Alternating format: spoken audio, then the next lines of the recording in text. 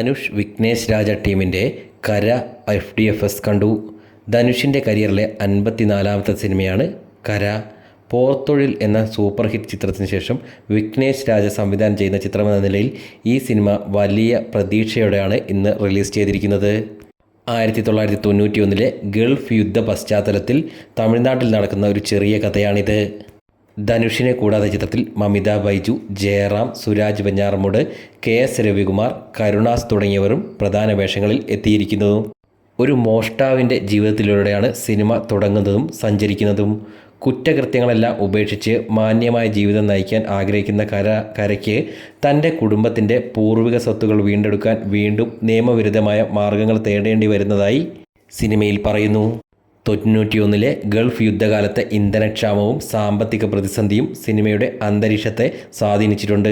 Banking സംവിധാനത്തിലെ പാളിച്ചകളും പാവപ്പെട്ടവർക്ക് കിട്ടുന്ന ലോണുകൾ എങ്ങനെ അവരെ തളച്ചിടുന്നു എന്നതും സിനിമ ഏറെ ഗൗരവമായി ചർച്ച ചെയ്യുന്നു. ബാങ്കിലെ ഒരു സീനിയർ മാനേജർ നടത്തുന്ന ക്രമക്കേടുകളും പിതാവിൻ്റെ കടബാധ്യതകളും ചേർന്ന് നായകനെ വീണ്ടും മോഷണത്തിലേക്ക് തള്ളിവിടുന്നതായി സിനിമ പറയുന്നു.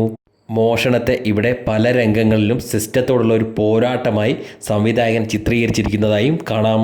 തൻ്റെ സ്വതസിദ്ധമായ ശൈലിയുടെ ധനുഷ് നായക കഥാപാത്രത്തെ ഭംഗിയായി ചെയ്തു എന്ന് തന്നെ പറയാം. സെല്ലി എന്ന കഥാപാത്രമായി മമിത എത്തുന്നു. മലയാളി താരമായ മമിതയുടെ തമിഴിലേക്കുള്ള വലിയ ഒരു ചുവടുമാറ്റം തന്നെയാണിത്. കഥാപാത്രത്തിൻ്റെ ലുക്കിനെ ചൊല്ലി വലിയ വിവാദങ്ങൾ ഉണ്ടായെങ്കിലും മികച്ച അഭിനയം തന്നെ അവർ കാഴ്ചവെച്ചു. ജയറാമിൻ്റെയും സുരാജ് വെഞ്ഞാറമൂടിൻ്റെയും വേഷങ്ങൾ നിർണായക വേഷങ്ങൾ തന്നെയാണ് സിനിമയിൽ. സുരാജിൻ്റെയും ജയറാമിൻ്റെയും കഥാപാത്രങ്ങൾ സിനിമയുടെ ഗതി തന്നെ മാറ്റുന്നതിൽ പ്രധാന പങ്ക് വഹിക്കുന്നു. GV പ്രകാശിൻ്റെ പശ്ചാത്തല സംഗീതം സിനിമയുടെ വേഗതയ്ക്കും പിരിമുറുക്കത്തിനും വലിയ പിന്തുണ നൽകിയതായി കണ്ടു. 90കളിലെ രാമനാഥപുരത്തെയും അവിടുത്തെ വരണ്ട ഭൂപ്രകൃതിയെയും തേനി ഈശ്വർ മനോഹരമായി ഒപ്പിയെടുത്തതായി കാണാം. വിഘ്നേഷ് രാജയുടെ തിരക്കഥ ഒരു സ്ലോ ബേൺ ക്രൈം ത്രില്ലർ വിഭാഗത്തിൽപ്പെടുന്നതായി കാണാം. സാധാരണ മോഷണ കഥകളിൽ നിന്ന് മാറി വൈകാരികമായ ഒരു തലത്തിലേക്ക് സിനിമയെ കൊണ്ടുപോകാൻ അദ്ദേഹത്തിന് സാധിച്ചതായി കണ്ടുവെങ്കിലും സിനിമയുടെ തുടക്കത്തിലെ ഒരു ആസ്വാദന രസം പിന്നീട് അങ്ങോട്ട് കിട്ടാത്തതായി പേഴ്സണലി അനുഭവപ്പെട്ടു. പലയിടത്തും സിനിമയുടെ വേഗത കുറവായതായും കണ്ടു. ചില ഇമോഷണൽ രംഗങ്ങൾ സംവിധായകനോ അണിയറ പ്രവർത്തകരോ വിചാരിച്ച പോലെ പ്രേക്ഷകരെ അങ്ങോട്ട് പിടിച്ചിരുത്താൻ തക്കത്തോണം ഒരു ലോക്ക് സൃഷ്ടിച്ചതായും തോന്നിയില്ല.